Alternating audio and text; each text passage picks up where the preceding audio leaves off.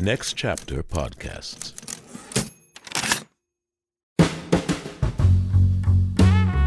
Hi, I'm Michael Goodfriend, and I'm the executive producer of the Play On podcasts. King Lear is such a complicated, intricate story.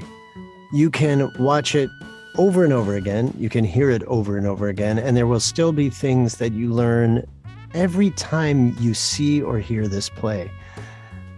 It's especially complex in our day and age.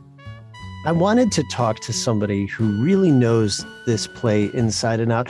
Not just this play, but who also knows the person who translated it very well, MARCUS GARDLEY. That person, Dr. Philippa Kelly, is resident dramaturg for the California Shakespeare Theater and resident dramaturg for Napa Shakes. Her dramaturgy credits include the Oregon Shakespeare Festival, the Aurora Theater, and Word for Word. Dr. Kelly is chair and professor of English at the California Jazz Conservatory and professor at various University of California campuses, including Berkeley and Santa Cruz. She's published a ton of books, articles, and online materials, and the closest to her heart is called The King and I, a monograph that explores Australian culture and history through the lens of King Lear. She's received tons of awards, including the Fulbright, the Walter and Eliza Hall, Rockefeller, and Commonwealth Fellowships, and has also received fellowships from universities, including Australian National University, Oxford University. I'll stop there. I could go on and on. I wanted to bring her into this room today to talk about the Play On podcast series, King Lear. This is the second half of this interview. The Fool is such an incredible character. What are the roots of that character? Or is it completely a figment of Shakespeare's imagination? Another beautiful question, Michael. So the Fool, as a sort of a court figure prior to Shakespeare, was very much a sort of a often rotund, cramming a lot of food into his mouth, making vulgar jokes. He was the kind of a figure that could, in a way, separate the regent momentarily from all of the fancy world and the structure of the court and allow the king or the queen to fall about laughing at vulgar jokes. But what Shakespeare did was to take that character, particularly once he got Robert Armin, who played from Twelfth Night onwards, so the late part of the 16th century onward through King Lear. And that actor, Robert Armin, who took over as the sort of the funny guy in Shakespeare's company? Yes, as Feste, and then, of course, as the Fool in King Lear. And Robert Armin had an exquisite sensibility as well as this incredible comic timing. He also had a beautiful singing voice.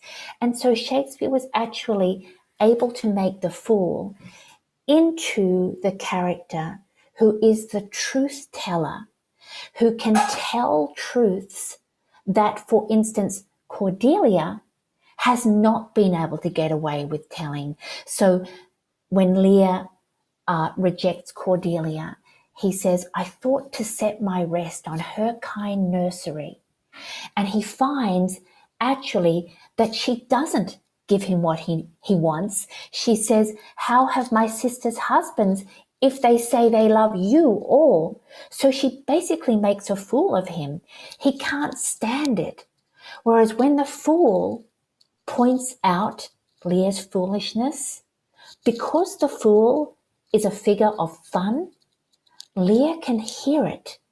And there's a moment when the Fool tells Lear a very deep and troubling truth, and out of nowhere, Lear suddenly says, I did her wrong.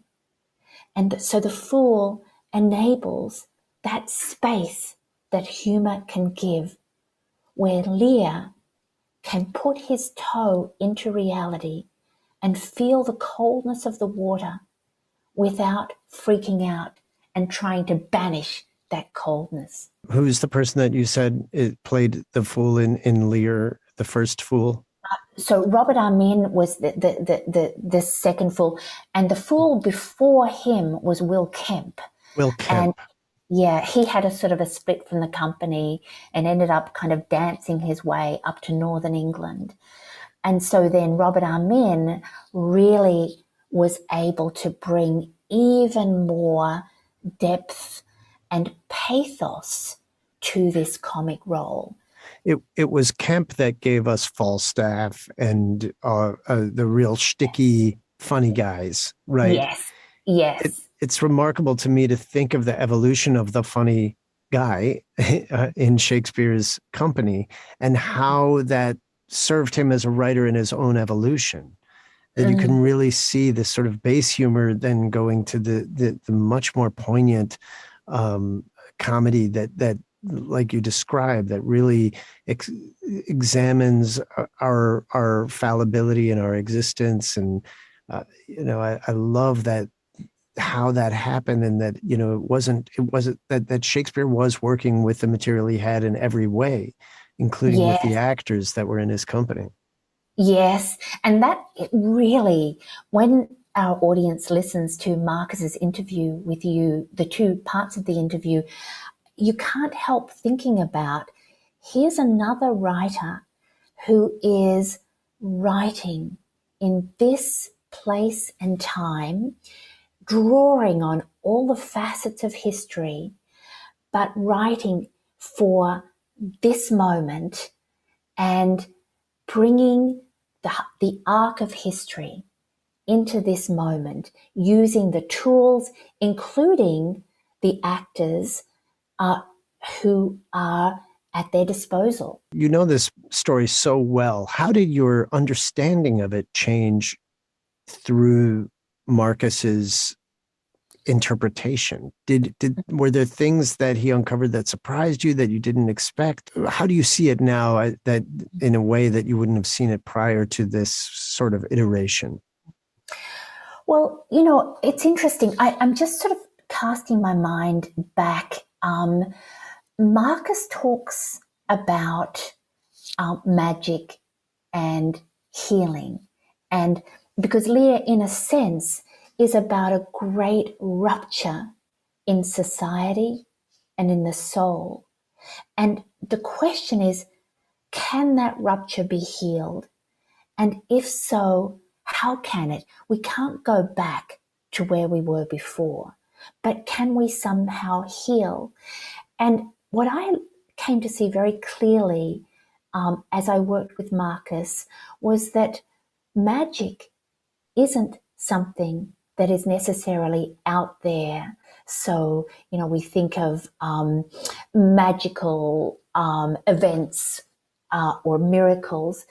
The true magic is in our capacity to forgive both ourselves and others, and to seek benediction from ourselves or others. So that's the magic. That's the miracle. It's actually within the human soul, within the human mind. And so I think when you really appreciate that, you can take that moment where Lear meets his beloved daughter again after all that he's been through, wakes up and says, I think this is my daughter. Can it possibly be? If you have poison for me, I'll drink it. You have some cause. And she says, no cause, no cause.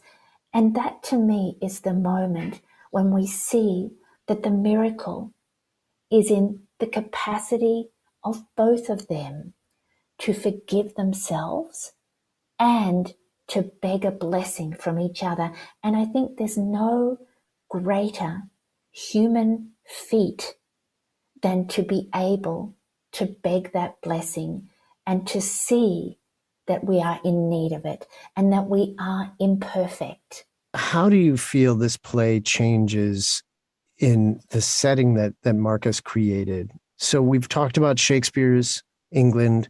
We've talked about ancient Britain. Now we're suddenly in the Bay Area. in Oakland, in San Francisco, Richmond. How does that change the story for you? Or does it change the story? Is the story just essentially the same no matter where you put it? Well, I think a story always reaches back to its roots, but is never quite the same.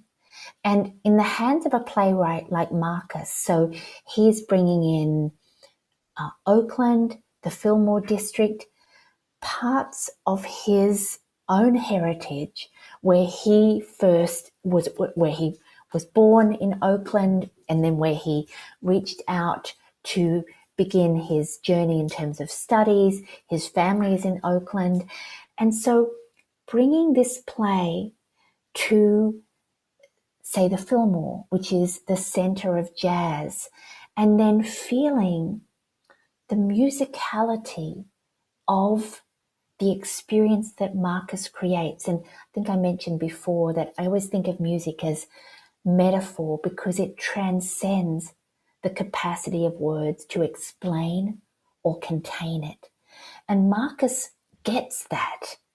And in setting this play in the house of jazz or in the area of jazz and bringing that into his production, I think he also asks us to look back at not so much at Shakespeare 400 years ago, but to look back at ourselves and our histories and what we think of as our journeys, and to maybe begin to rethink or re-feel situations that may have been too painful. We may have just dismissed them, points of abandonment, maybe to take ourselves back to the heath, but to find the heath located not in some far distant land or time, but here where we are.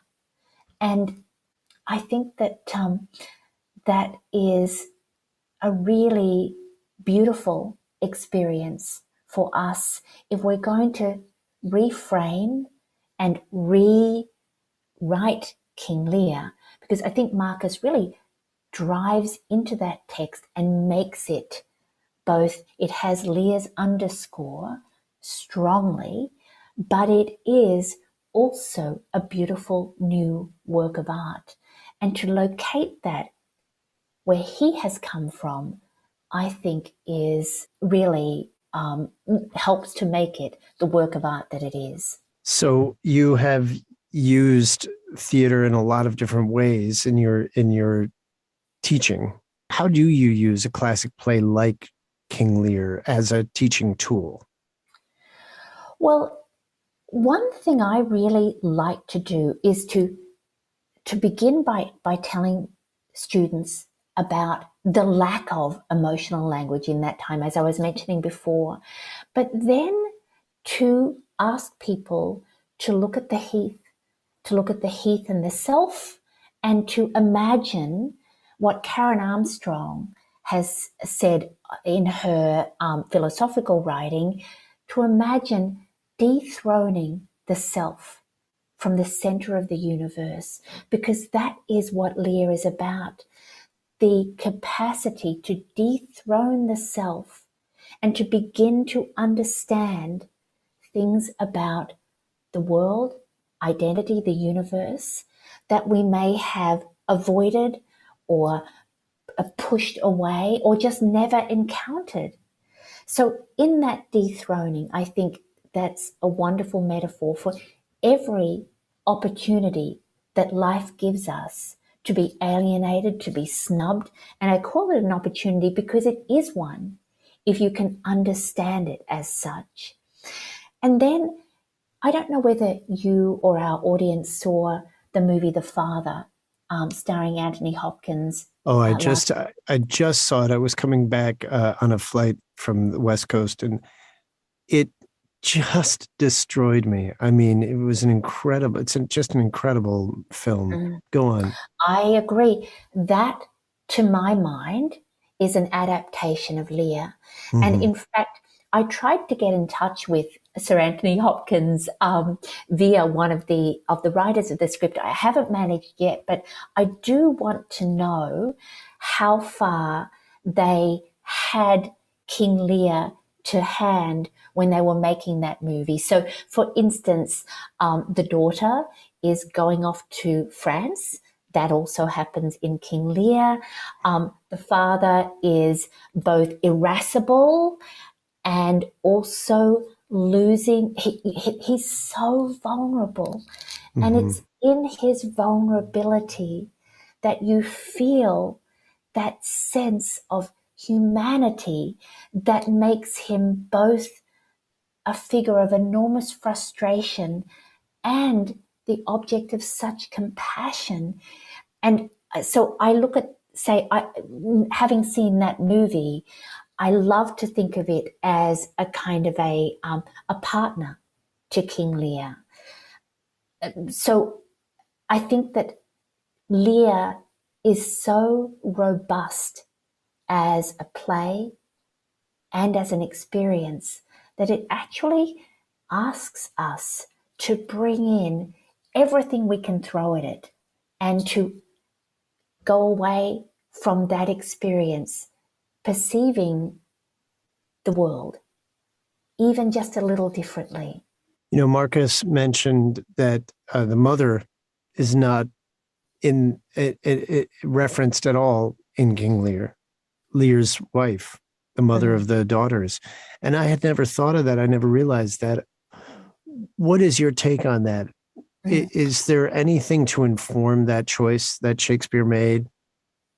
Well, yes. So Shakespeare, we were mentioning that he used all of the tools he had to hand. And of course, he could not use women actors because while they were allowed to take the stage in Europe, they were not permitted to act on stage until after the interregnum. So while Shakespeare was writing, only men could take the stage, and he had to rely on young boys to play the roles of women. Now, it's much easier for a young boy whose voice has not yet broken to play a girl a few years older. You know, the voice is lighter, all kinds of, the physicality is similar. And so what Shakespeare did was he had, well, for a start, early on, I think The Taming of the Shrew, I like the idea that that play actually is a kind of a parody of teaching a young boy to play a girl's role. Shakespeare was constantly working out how he could create female roles using the boy actors he had to hand. And so in many of the plays, he'll have, for instance, Lady Capulet, who is a very straight-laced kind of narrow figure without a lot of emotional range. And then he'll have her complete opposite in the kind of parodic figure of the earthy nurse. So he'll have female parts like that, or he'll have no prominent women at all. And so if you look at the line count of the female roles in Lear, they're very, very small. And there is no wife for Lear at all, as there's no wife for Prospero. Many of his protagonists have no wife. And the major reason is because he then avoids the problem of how to get a young boy to plausibly play that role. He did have two actors who we think actually were able to play female roles until the age of sort of 16. So then we get characters like Rosalind, Beatrice, who have just a lot of depth, Lady Macbeth even. But generally, he tended to downsize the female roles and made them brilliantly relevant in that when you think of the level of maternal mortality in that time, many girls did not have mothers. And so he's creating female roles without the figure who had the most influence on a growing girl or boy or child in that time, which was the mother. The upper class mother was the supervisor of all the education. Take that figure away and you've got these young women growing, in a sense, like wild weeds in every direction, without the mother tamping them down and saying, you've got to learn to sing, to do needlework, and to read 3 languages. Take away that mother, and the girls actually have more capacity to express themselves without that form of control. Did you say that in that time, in Shakespeare's time, girls did not have mothers that were present? Is that what you just said? Or So the mothers were very present, but they taught girls how. Well, firstly, formal education all was given to boys, rarely ever to girls, but they would teach girls everything to make them vendible, as I say, in terms of marriage, needlework, singing, languages, just enough education to be able to hold a conversation with their husbands. Take away that mother figure and you get these girls able to grow and to express themselves in ways that a mother's role might never have permitted them. So that, in other words, Goneril and Regan and Cordelia, because the mother is not present, are much, as you said, more wild or independent, free thinking. And self-actualized. Now, when you think of that, it's interesting that both Goneril and Regan are married off before the play. And we get the sense, because Shakespeare doesn't have stage directions, as does, say, Tennessee Williams or Arthur Miller or Bernard Shaw. All of the stage directions are built into the play. So we can imagine that maybe Lear has had 2 wives. And funnily enough, there's a new book out called Lear Wife, and I'm interviewing the author of that for the Mechanics Institute on the 21st of April, and she has imagined a wife for Lear.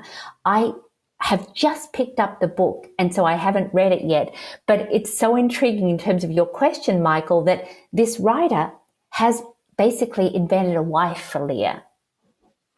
That's remarkable. So what do you think each of these daughters represents? If we're looking at this, Lear as this sort of a play in which that influences things for hundreds of years to come, right? Who are they in the archetypal sense? Goneril, Regan, Cordelia. Can you draw a parallel to how they've manifested over time to other characters, to other stories, even in, like The Father, for instance? So just in terms of their world, Goneril is the oldest. She's married to Albany. And you get the sense, so when Goneril, so just to step back for a moment, I read a letter from Princess Elizabeth to her father, King James, which was written just a few years after this play was written. And the language that the princess used to the king, her father, was so sugary and subservient that it makes Goneril and Regan's protestations of love in scene 1 look bland. So just to give you the context, what they say to their father when he commands their expressions of love, it's actually on a par for what a princess was supposed to say to the man who was the king before being the father. And so it's only because of what ensues that their language, we interpret it in arrears as being so false. And also, one thing that's remarkable about these 3 sisters is it's so clear in scene 1 that the two older sisters are the two less loved. And anyone on earth who's ever been less loved can surely identify with those two older sisters who must be so frustrated that Lear gives all his benison, all his affection to the youngest daughter. She thinks that she has the right to say anything to him.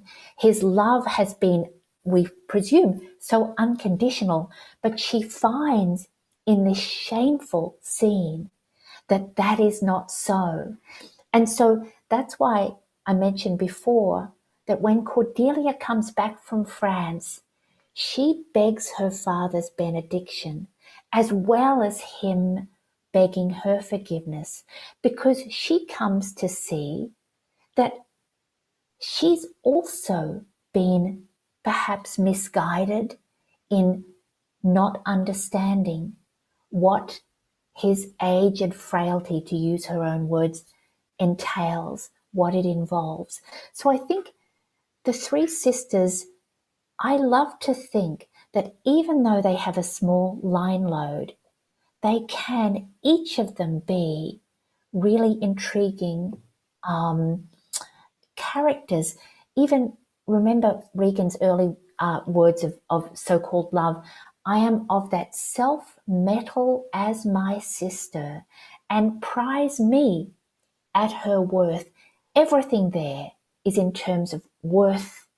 And that's one thing that I really loved about Marcus's work on Lear, that he sees what estimations of worth do to the human psyche. And when he talks about Edmund and creates his Edmund, what he gives us is a character who, as Marcus has suggested, is plagued by narcissism, and so measures himself against the worth that is given to him, rather than centering himself in his enormous intelligence and versatility. So, as Marcus suggests, he uses his versatility for the negative rather than for the positive. But Marcus also really noticed the way that late in the play, just before he dies, Edmund does learn, grow, and in his own way, try to make an apology. Very, very true. All of these characters are so incredible. And it's really interesting to think, you know, had we had Shakespeare, I always wonder, had Shakespeare had women in his company, had there been mature women that could have played Lear's wife, how these stories might have been different, you know, but it's also just remarkable to consider that, you know, Shakespeare was squeezed into the reality that he inhabited, and that it was the pressure of the time, the pressure of having to deliver for royalty or lose his head, his hand, his ear, whatever it would have been, that those circumstances are what kind of pushed out, you know, through his incredible talent and genius, these plays and these characters the way that we have them. And yet also, here's one other thing, Michael. I wonder, you know, I think of Shakespeare basically dropping his wife and family off in Stratford and then making his life in London. I think of the enormous misogyny embedded in Lear's language. And I wonder actually how comfortable Shakespeare was with women. Right. He may have actually found an area of comfort and flexibility by actually not having women in his life. Yeah. Well, and there's evidence that Shakespeare had relationships with men, right? I mean, so yeah. And, you know, at least half of his sonnets are written to his beautiful male patron. Right. Whose name was, do you Earl remember of the name? Southampton. Yeah, Earl of Southampton. yeah. Well, Philippa, this has been a remarkable conversation, and I could continue to talk to you about King Lear and lots of other things forever. I hope you'll come back and illuminate some other texts for us as we continue to do these podcasts. It's been a pleasure talking with you. Well, Michael, it's always, as I say, if I can't see your enormous talent on the stage, which I've had the privilege of doing, it's lovely to experience it in a chat. Oh, go on. Please go on. What else do you love about me, Philippa? No, stop. I insist. It's great talking to you. Yeah, you too, my darling. You've been listening to the Play On Podcast bonus content series. You can learn more about the Play On Podcasts at Next Chapter Podcast's website, ncpodcasts.com. That's N as in next, C as in chapter, podcasts with an S at the end, .com, where you can find other Play On podcast series and interviews, along with talk podcasts like the 500, the 10, the Tough Juice podcast with Coran Butler, and a whole lot more. I'd like to thank Jeremiah Tittle, the founder of Next Chapter Podcasts, and my producer, Peter Musto. Our audio engineer is Adam Bernard, and our editor and sound designer is Justin Cortez. Be sure to subscribe to Next Chapter Podcast for updates on all the latest content, and don't forget to rate and review our shows. I'm Michael Goodfriend, and I look forward to sharing more incredible works and scripted fiction with you, along with lots of enlightening bonus content at Next Chapter Podcasts.